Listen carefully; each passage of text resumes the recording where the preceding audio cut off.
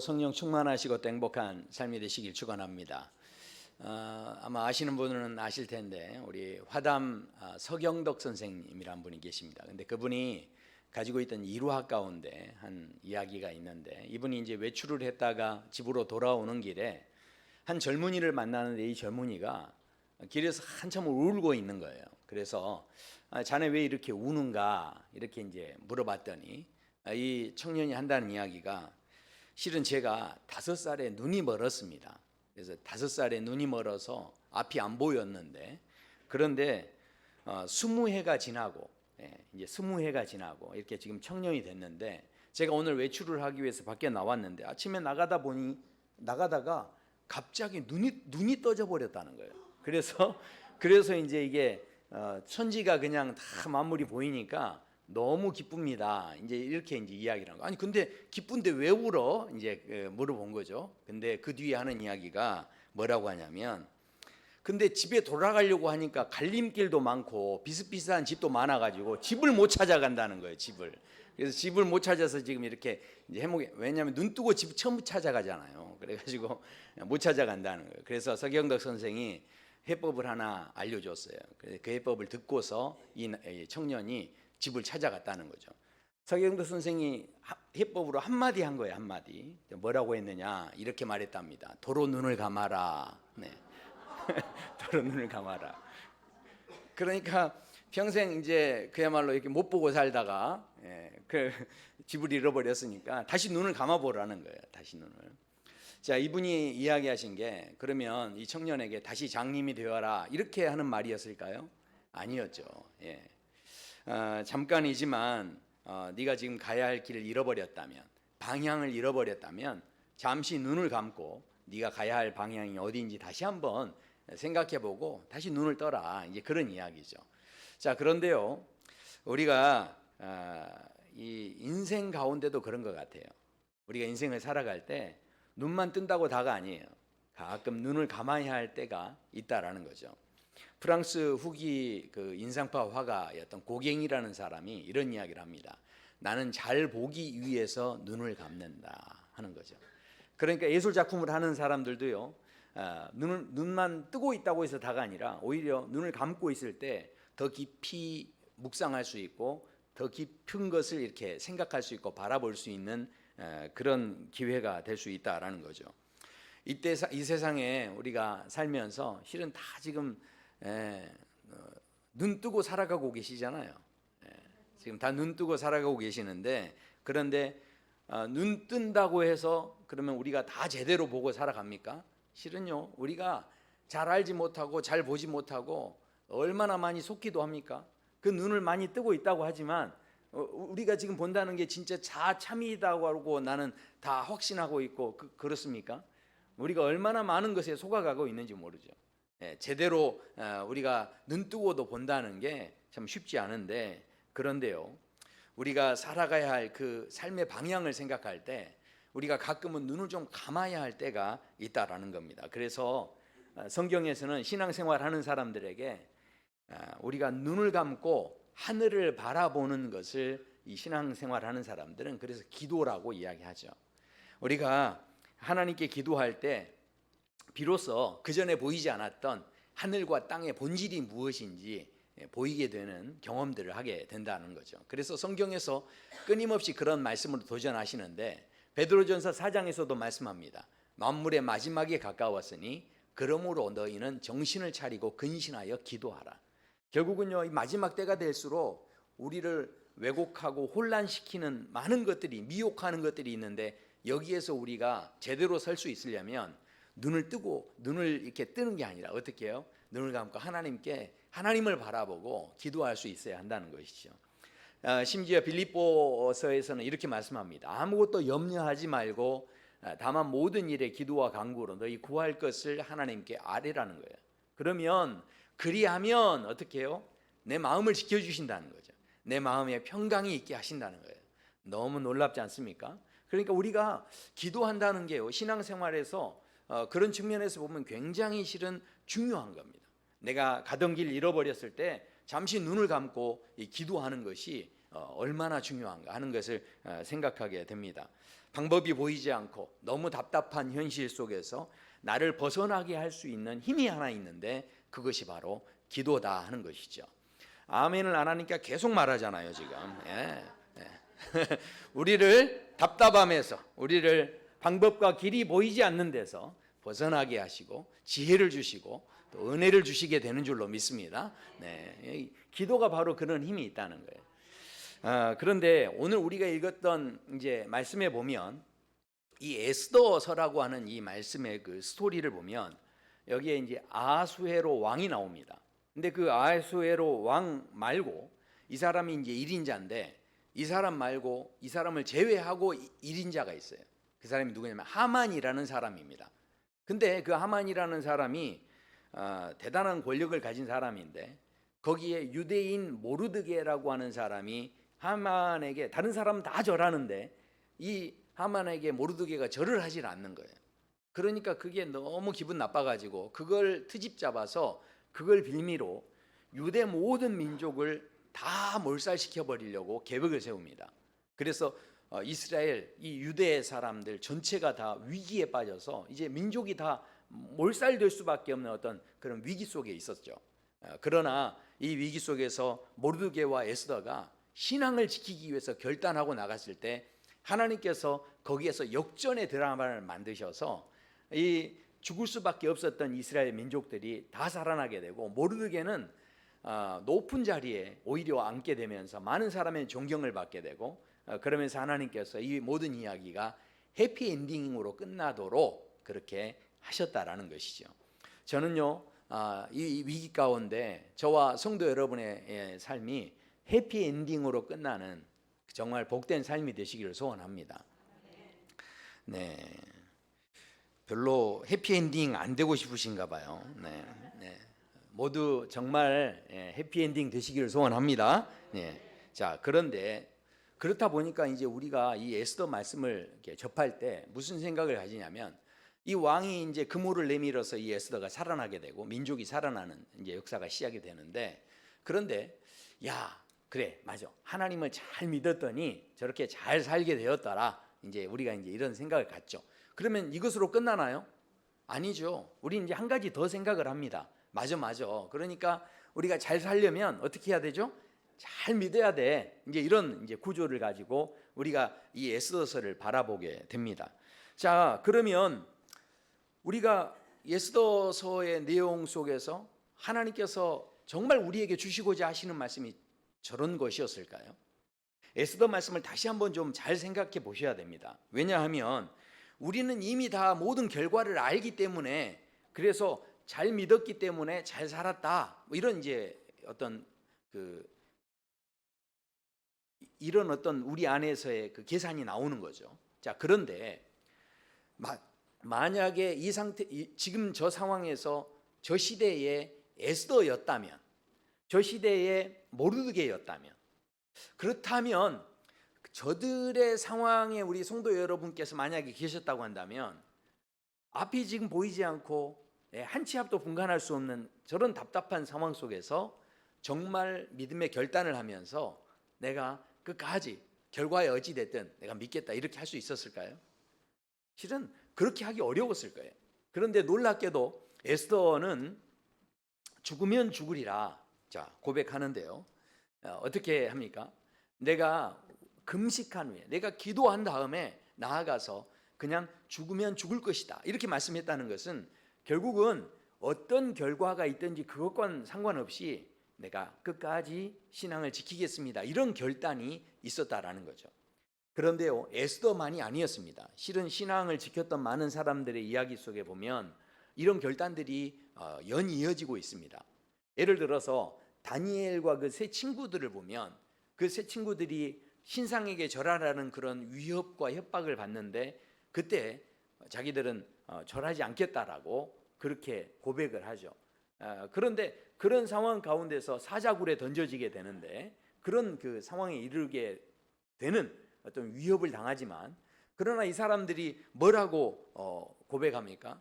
이 사람들이 결국은 높은 자리에 올라가기 위해서 우리가 정말 이 모든 상황에서 기적을 경험하려고 그렇게 잘 믿는 자리로 나갑니까? 그런 것은 실은 상상하지도 못했죠. 그래서 이 사람들이 이렇게 고백합니다. 왕이여, 우리가 섬기는 하나님이 계시다면 우리를 맹렬히 타는 풀무불 가운데서 능히 건져내시겠고 왕의 손에서도 건져내시리이다. 그렇게 하지 아니하실지라도. 무슨 이야기입니까? 결과와의 상관이 없이 결국은 나는 믿음을 지키겠습니다. 이런 고백이 있는 것이죠. 참 이 사람들의 그 믿음의 중심이 어디 있는가 하는 것을 우리가 보게 되는데, 오늘 에스더의 말씀을 통해서도 하나님께서 우리에게 도전하시는 말씀은 내가 잘 믿어서 잘 살아보자, 그러니 우리가 잘 살려면 믿음이 필요하다, 지금 이런 단순한 이야기를 하고 있는 게 아니라는 거죠. 결국은요, 결과에 상관없이 우리가 잘 믿는 자리에 서는 것과 아니면 잘 사는 것, 거기에 내가 중심을 두고 사는 것이, 이것이 얼마나 큰 차이를 만들어내는가를 우리에게 도전하고 있다는 것입니다. 만약에 잘 살아보자 하는 마음이 있었다고 한다면, 그렇다면 실은 오늘 본문에 등장하는 하만이라는 사람하고 별다를 바 없이 똑같다는 겁니다. 생각해 보십시오. 만약에 하만이라는 사람이 태어날 때부터 악하게 태어났을까요? 그 사람이 막 태어나면서부터 하나님 앞에 벌 받으려고 태어났을까요? 태어나면서 그런 사람이 어디 있습니까? 그런데 하만이 처음부터 내가 모르드게 죽일 거야 이러면서 태어났을까요? 아니죠. 그런 사람이 아닙니다. 그런데 하만은 왜 저렇게 악한 자리까지, 자기가 기분 나쁘다고 해서 모르드게만 죽이는 게 아니라 이스라엘 유대 민족 전체를 몰살시켜 버리려는 이런 계획까지 품는 이 악한 모습으로 이게 사람이 발전을 했다는 거예요. 자, 그렇다면 이 사람이 왜 그렇게 됐을까요? 결국은요, 이 사람이 잘 살려는 데 매여 있다 보니까 그렇게 됐다는 거예요. 이 사람의 마음의 중심이 잘 사는 데 있었습니다. 그러니까 자기가 왕 빼고서는 자기가 이 땅의 1인자인데 자기한테 절을 하지 않는 거예요. 자기한테 인사하지 않는 것 때문에 기분 나쁘고, 그러면 저 모르드게만 없으면 나는 행복한 거예요. 모르드게만 없으면 나는 그냥 잘 사는 거예요. 근데 내 눈앞에 계속 걸리적거리는 게 누굽니까? 모르드게예요. 그러니까 이 사람이 잘 사는 데 중심이 있다 보니까, 거기에 집착하고 매이다 보니까 뭐가 생깁니까? 없애야 할 사람이 생기기 시작하는 거죠. 그러면서 그 사람을 없애고 끊임없이 거기에 집중했을 때 점점 이 사람이 악해지게 되어졌다라는 거죠. 이게요, 별 차이 아닌 것 같아도 이게 엄청난 결과의 차이가 있다라는 겁니다. 어느 동기부여를 하는 그 이야기 가운데 아주 그 흥미로운 이야기가 하나 있죠. 어떤 대학에서 이제 교수님이, 심리학을 전공하는 그 교수님이 이렇게 이제 물에 컵을 반 채워 가지고 가서 학생들에게 제가 질문을 하나 좀 하고 싶은데 뭐 이렇게 하면서 이제 했어요. 그랬더니 학생들이 뭐라고 생각했을까요? 컵에 물이 반 차 있어요. 그러니까 야, 또 저분 나와서 컵에 물이 반밖에 없네, 이거보다는 컵에 물이 반이나 있네, 이런 긍정적인 생각해라, 뭐 이런 이야기 하겠지 하면서 이제 학생들이 수근수근한 거예요. 그런데 이 교수님이 뭐라고 했냐면, 여러분, 이 컵에 물이 얼마나 차 있는지 실은 이것은 중요하지 않습니다. 이 컵에 물이 들어있는 이 컵이 얼마나 무거운가, 실은 이것이 중요합니다. 이런 이야기를 합니다. 그러니까 학생들이, 야, 그러면 저 컵에 물이 한 25리터 정도 되나? 뭐 예를 들어서 이제 뭐 저게 컵이 뭐 몇 그램 정도 되나? 이런 식으로 이제 학생들이 생각하기 시작한 거죠. 그랬더니 이제 교수가 더 이어서 이야기하기를, 그런데 제가 여러분에게 진짜 하고 싶은 이야기는 이 컵의 무게는 그렇게 중요하지는 않다는 겁니다. 그러면서 무슨 이야기를 하냐면, 정말로 중요한 것은 여러분들이 이 컵을 손안에 얼마나 들고 있었느냐 하는 겁니다. 만약에 이 컵을 1분 동안 들고 있었다면 이 컵의 무게를 별로 느끼지 못할 겁니다. 그런데 10분 동안 이 컵을 들고 있다면 이 컵은 점점 무겁게 느껴질 겁니다. 그리고 시간이 지나면 지날수록 더 무겁게 느껴지고, 만약에 이 컵을 하루 종일 들고 있다고 한다면, 그렇다면 어떻습니까? 그 손에 쥐가 나고 힘이 빠지고 결국은 이 컵을 그냥 떨어뜨리게 될 겁니다. 이것은요, 무엇을 이야기합니까? 실은 우리가 인생을 살아갈 때 우리 안에 스트레스가 있고 우리 안에 고통이 있고 우리 안에 여러 가지 우리를 어렵게 하는 그런 것들이 있는데, 미움이 있고 시기하는 마음이 있고 이런 것들이 있을 수 있는데, 그것들을 처음에는 아무것도 아닌 것 같았는데 그것을 내가 마음속에 계속 담아두고 내가 붙잡고 있고 그것을 이렇게 놓지 않고 있다고 한다면, 그 스트레스가 점점 나의 삶에 부정적인 생각을 갖게 하고 나를 더 어렵게 하고 또 내 마음속에서 머리를 혼란스럽게 하고 잠을 못 이루게 하고 나를 계속해서 괴롭히고, 결국은 내가 처음에는 아무것도 아닌 것 같았는데 무게가 얼마 되지도 않는 그런 컵이었지만, 그러나 이것이 나를 제대로 인생을 살아갈 수 없게 만드는 것이 될 겁니다. 이런 이야기를 했다는 거죠. 자, 한번 생각해 보십시오. 실은 우리가 세상 사람들은요, 이런 것을 실은 온전하게 극복하지 못하기 때문에 우리가 갖고 있는 여러 가지 스트레스, 우리 안에 여러 가지 그런 미운 감정들 뭐 이런 것들이 있는데, 이런 모든 것들에 대해서 조금이라도 이것을 해결하기 위해서 어떻게 합니까? 이 스트레스를 잘 관리해 보라는 거예요. 이것을요 어떻게든 내가 해소할 수 있는 해소법을 찾아보라는 거죠. 그래서 어떻게 거리에 나가서 한번 햇볕도 쐬보고, 지금 어디에 집착해 있지 말고 사람들도 만나보고, 이렇게 하면서 내가 가지고 있는 스트레스 문제들을 좀 이렇게 해결해 봐라, 그렇게 이제 이야기를 합니다. 그것은 결국은요 무슨 이야기입니까? 결국 시간이 지나면 이것은 별 문제가 아니었을 수 있다. 그러니까 마음을 좀 편하게 가져라 하면서 그런 이야기들을 계속 실은 하는 것은 이 스트레스에 대해서 진정한 해결책을 가지고 있지 못하기 때문에 그렇게밖에 말할 수 없다라는 것이죠. 그러나 하나님께서는 우리에게 어떤 도전을 하시냐면, 우리가요 죽으면 산다는 거예요. 우리 안에 있는 모든 그 스트레스, 우리가 붙잡고 있었던 모든 것들을 내려놓으면 내가 마치 죽을 것 같지만, 그러나 그것을 통해서 우리를 살게 하신다라고 그렇게 말씀하십니다. 오늘 에스더가 자신이 죽으면 죽으리라 라고 이 고백했다는 이 고백은 뭔가 일사각오의 마음을 가지고 내가 죽고 싶지 않은데 막 죽어야 돼 뭐 이런 차원의 부분이 아닙니다. 지금 세상 사람들이 이야기하는 그런 관점의 차원이 아니고요. 한번 생각해 보십시오. 이 하만이라는 사람과 아하수에로 왕이라고 하는 이 사람들은요 어떤 사람들입니까? 모든 포커스가 죽음에 맞춰져 있는 사람들이죠. 왜냐하면 이 사람들은 어떻게든 하만이 모르드게를 죽이려고 했죠.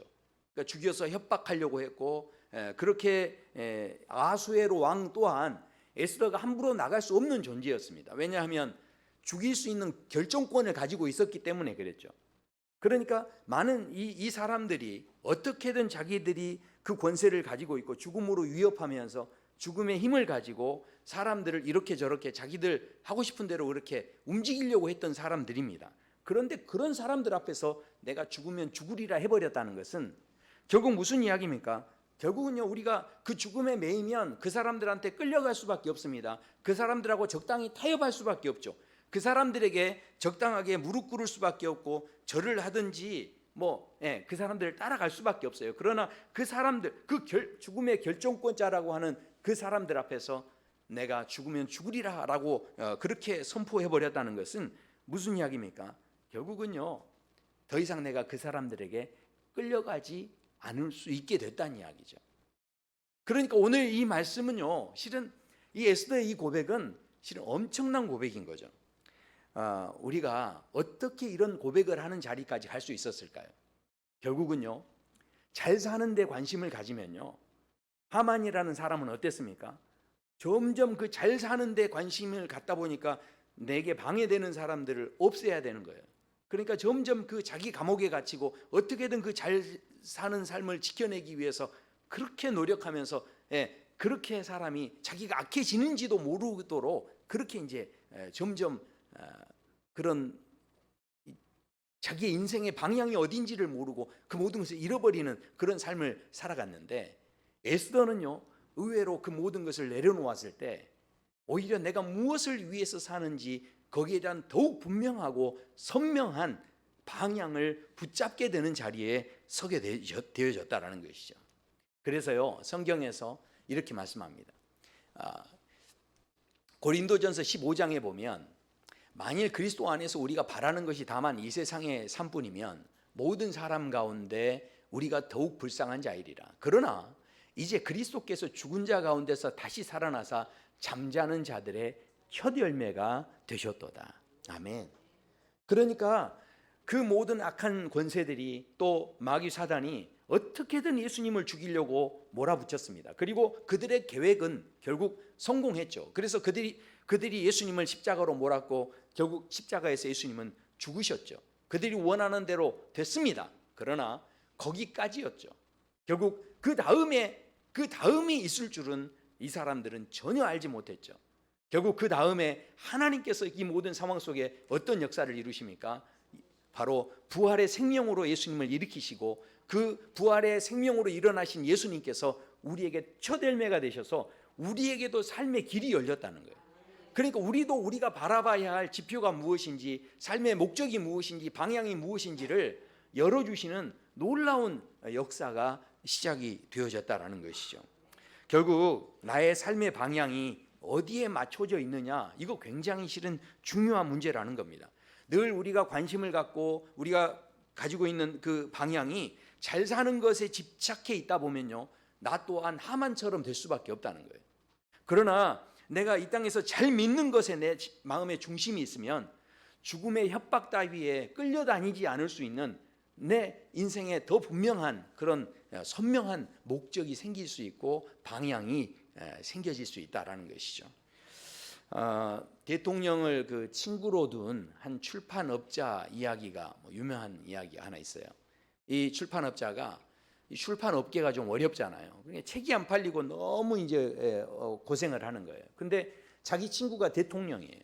그래서 대통령에게 자기가 이번에 이제 출간하게 되는 새 책을 하나 신간 서적이 되는데 이제 이거를 이제 보내면서 거기에다 서평을 하나 좀 해달라고 그렇게 이야기를 한 거예요. 그래서 서평을 부탁하니까 대통령이 생각하기에 그래도 친구가 이렇게 부탁을 했는데 글 하나 한 문장 정도 써주는 거 괜찮지 싶어서 그냥 형식적으로 참 책이 괜찮습니다. 그리고 이제 한마디 써서 이제 보내줬어요.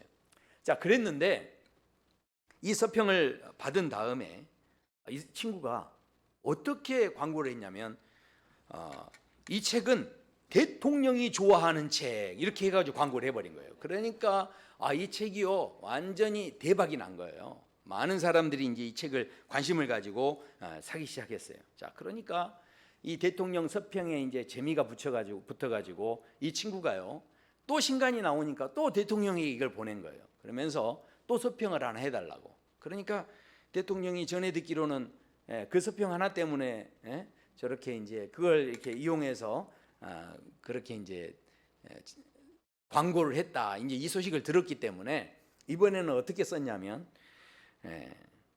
이 책을 보니까 그렇게 좋은 것 같지 않고 그냥 엉터리입니다. 이렇게 이제 했다는 거예요. 그랬더니 세상에 이 친구가요 또 대박이 났다는 거예요. 그리고 어떻게 했냐 봤더니 이 책은 대통령도 싫어한 책. 그러니까 이제 사람들이 관심을 가지고 그 책을 사서 봤다는 거예요. 그러니까 이제 이 출판업자가 또 다른 신간이 나오면 또 이제 부탁을 하러 이렇게 온 거예요. 그러니까 이제 이번에는 비서가 나서 가지고 아무리 친구도 좋지만 지금 이렇게 또 서평을 자꾸 하시기 시작하니까 이렇게 하든 저렇게 하든 지금 사람들이 관심을 갖고 이 책을 막 사보니까 다른 출판업계 사람들이 지금 이게 다들 지금 이 문제를 삼습니다. 그러니까 이제 더 이상 아무 코멘트도 하지 말고 아무 이제 서평도 쓰지 마시라고 이렇게 이제 이야기를 한 거예요. 그래서 대통령이 이번에는 그 다른 사람들이 너무 불만이 많으니까 나 이제 더 이상 서평을 할 수 없다. 그러면서 노 코멘트다 이렇게 다 한 거예요. 그랬더니 또 대박이 난 거예요. 그래서 어떻게 됐나 봤더니 거기 책에다가 뭐라고 써놨냐면 대통령이 읽고 아무런 이야기도 못한 책 이렇게 해가지고 했다는 거죠. 누가 이제 뭐 그 어려운 시기 가운데 누가 이렇게 만들어낸 그 이야기인 것 같지만, 그러나 생각해 보십시오. 실은 관점이라는 것은요, 이 출판업계 사장이 어떤 상황이 왔든지 그것을 사람들이 관심을 끌 수 있는 그런 관점으로 이걸 바꿀 수 있는 그런 문장을 하나씩 집어넣은 거죠. 그러니까 늘 내가 하던 생각만 가지고 있으면 절대로 이 생각은 못 하는 거예요. 관점이라는 것은 어떤 의미에서는 내 모든 생각이나 삶의 태도나 방향을 이야기하는 겁니다.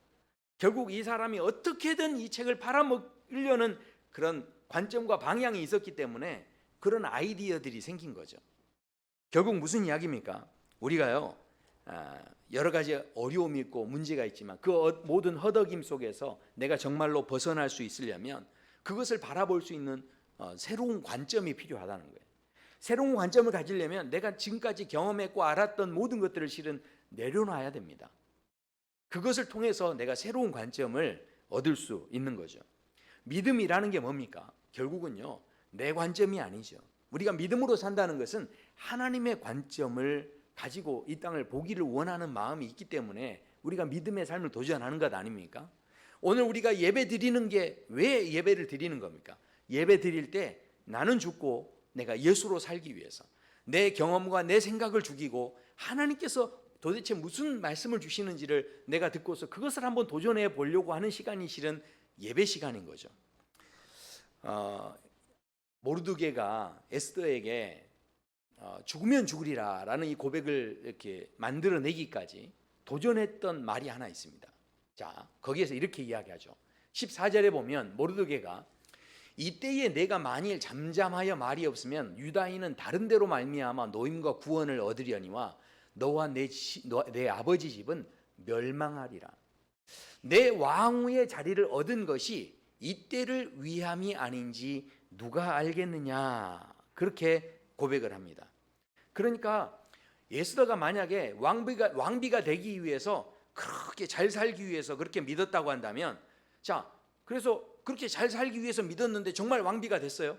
그러면 그 왕비가 돼가지고 그 다음에 그러면 더 큰 일이 뭐가 있겠어요? 자기가 그냥 왕비가 됐으니까, 잘 믿어서 그렇게 복을 받았으니까, 그러면 더 이상 할 게 없는 거죠.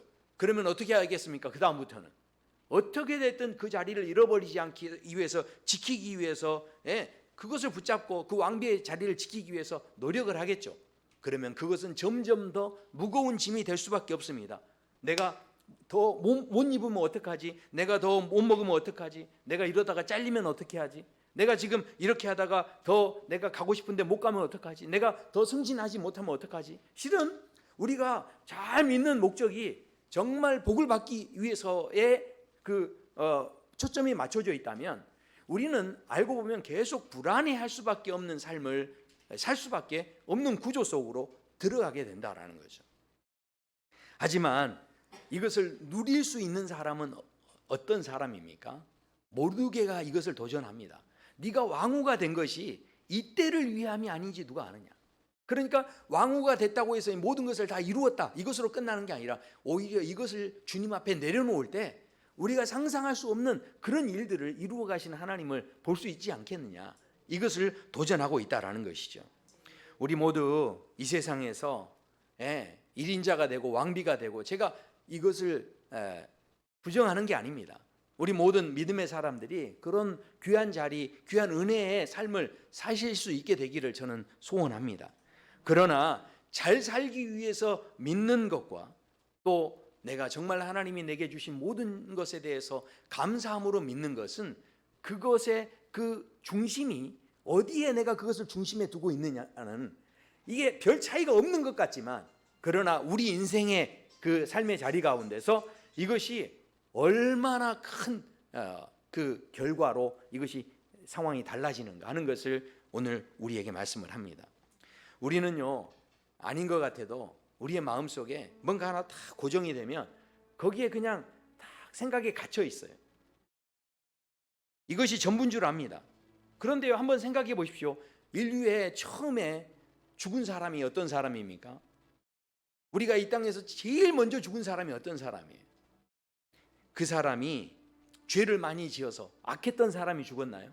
아닙니다. 이 땅에서 가장 먼저 죽은 사람이 아벨이었죠. 근데 그 아벨이 하나님 앞에 예배 잘 드리고 죽은 거예요. 어떻게 보면 죽음이라는 것은 하나님께서 우리에게 내리는 징벌이고 벌이다라는 생각이 우리 안에 있어요. 그런데 놀랍게도 하나님께서는 그게 진짜 벌이었으면, 그게 정말 저주였으면 그 죽음의 자리에 누구를 가장 앞세워야 됩니까? 가인을 앞세워야죠. 그런데 가인을 먼저 죽이지 않고 아벨을 먼저 죽이신 것은 무슨 이야기입니까?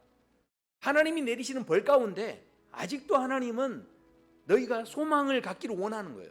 너희가 그 벌을 벌로 생각하지 않고 그 벌 속에서 깨닫고 하나님을 찾고 그 벌도 축복으로 얼마든지 축복으로 바꾸실 수 있는 하나님을 바라보기를 원하시는 거죠.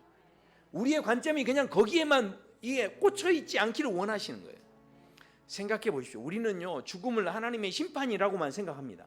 그런데 열왕기 상에 보면 이스라엘이 그 다윗의 왕조가 끝난 다음에 이 북이스라엘과 유다로 이렇게 나누어질 때가 있었어요. 그런데 그때 이 북이스라엘의 왕으로 누가 세워지냐면 여로보암이라는 사람이 왕으로 세워집니다.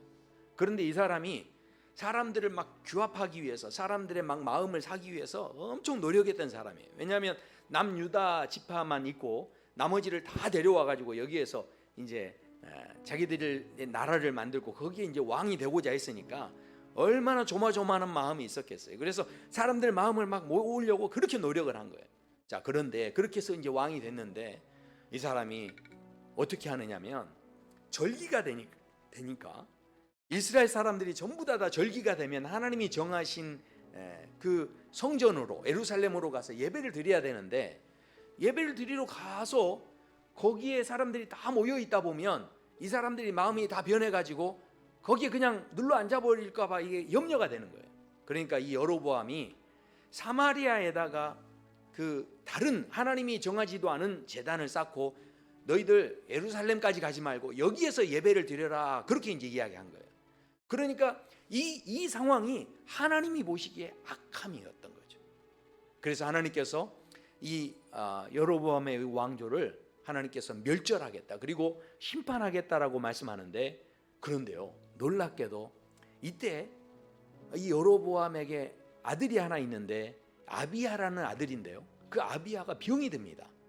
그러니까 이 왕이 자기 부인에게 이 아비야가 어떻게 될지 아이야라는 선지자를 찾아가서 한번 물어보라고 합니다. 그러니까 아이야라는 선지자에게 그 부인이 가서 우리 아이가 지금 병들었는데 어떻게 됩니까? 하고 이렇게 물어봤더니 아이야가 계시하는 그 말씀에 이런 말씀을 하세요. 너무 희한하게도 열왕기상 14장에 보면 이런 고백을 합니다. 우리 한번 보실까요? 너는 일어나 내 집으로 가라. 내 발이 성읍에 들어갈 때에 그 아이가 죽을지라. 온 이스라엘이 그를 위하여 슬퍼하며 장사하려니와 여로보암에게 속한 자는 오직 이 아이만 묘실에 들어가리니 이는 여로보암의 집 가운데에서 그가 이스라엘의 하나님 여호와를 향하여 선한 뜻을 품었음이니라. 그러니까요, 지금 이 여로보암의 집안 안에서 이제 하나님이 이 사람들을 지금 심판하려고 지금 작정을 하셨는데 한 아이가 먼저 알아서 이렇게 죽었다는 거예요. 근데 생각해 보십시오. 이 아이가 어떤 아이라는 겁니까? 여호와를 향하여 선한 뜻을 품었다는 거예요. 그러면 이게 이해가 안 됩니다. 선한 뜻을 품었다면 제일 마지막에 죽이셔야 되지 않습니까? 끝까지 살게 하셔야 될 텐데, 그런데 가장 먼저 죽게 하시면서 이 아이가 묘실에 들어가게 했다는 거예요. 자, 이게 무슨 이야기일까요? 결국은요, 하나님께서는 이 죽음을 통해서 그 온 이 여로보암의 집안이 멸절하는 꼴을 못 보게 하신 거예요. 그러니까 이 아이가 일찍 죽게 하심으로 인해서 오히려 그 죽음으로 그 아이를 보호하신 거죠. 더 이상 심판의 그 현장을 보지 못하도록 하나님이 먼저 데려가 버리신 거예요. 그러니까 우리가 이 죽음이라는 것을 그저 하나님의 심판으로만 생각하는데, 그런데 놀랍게도 하나님은요, 하나님을 경외하는 자에게, 하나님에게 선한 뜻을 품는 자를 오히려 죽음을 통해서 그 아이를 보호하셨다는 거예요. 그 어떤 상황에서도 아이가 더 마음이 상하지 않도록 이렇게 보호하시는 그런 방법을 쓰셨다는 거예요. 우리는 그저 늘 우리가 생각하는 내 경험과 어떤 사고 속에 내가 끝까지 실은 아직도 붙잡고 놓지 못하고 있는 나만의 물컵이 있는 거예요. 그리고 이것을 어떻게든 달래보고 또 이 방법 저 방법 써보면서 이것을 어떻게든 무겁지 않게 좀 해보려고 하고 하는 그런 마음들을 실은 가지고 이 땅에 살아가고 있는데, 그런데 늘 잘 살려고 하면 할수록 이것은요, 이것이 우리에게 주는 그 무게는 감당할 수 없을 정도로 우리를 무겁게 하는 것이 되어진다라는 것이죠.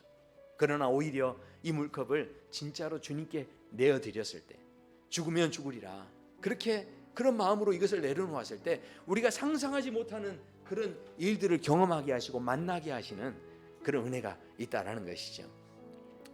그렇습니다. 우리 40일 기도회를 하겠다라고 하는데 그런 것 같아요.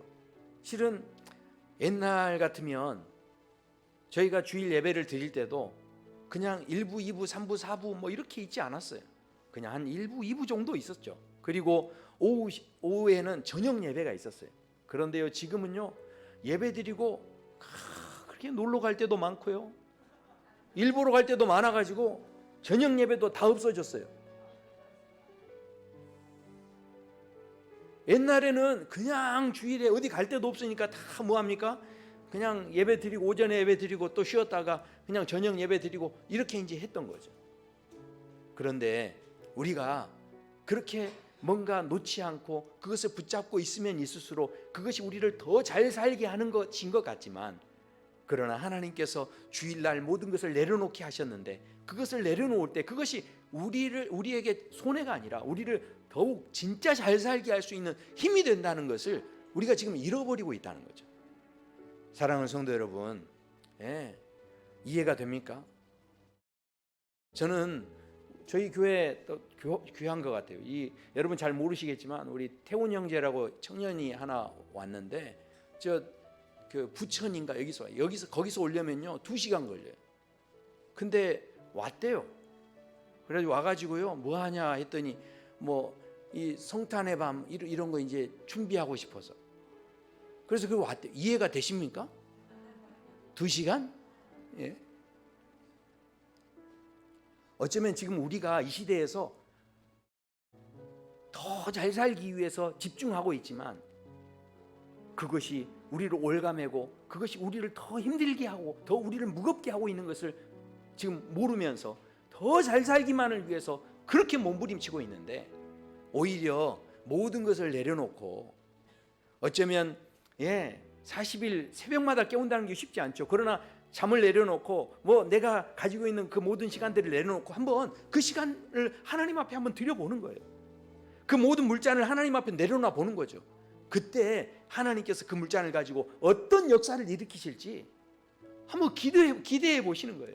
이 모든 역사들을 우리 믿음의 선조들이 얼마나 많이 경험했습니까? 저는요, 저와 우리 사랑누리교회 모든 성도 여러분의 삶이요, 이제 더 이상 그저 단순히 잘 살기 위한 데만 집중하는 것이 아니라 내 삶의 중심이 잘 믿는 쪽으로 우리가 다시 한번 우리 중심을 옮길 때에 하나님께서 우리로 하여금 상상하지 못하는 더 잘 사는 길을 열어주실 수 있는 그런 은혜의 간증이 있게 되길 소원합니다. 함께 우리 한번 찬양하시고 기도하겠습니다.